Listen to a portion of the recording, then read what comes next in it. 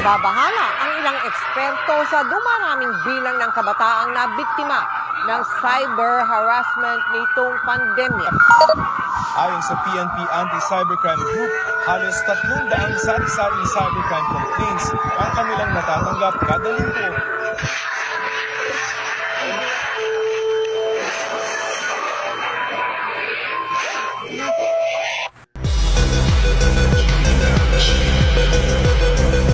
You or someone you have been bullied, do not be afraid to reach out.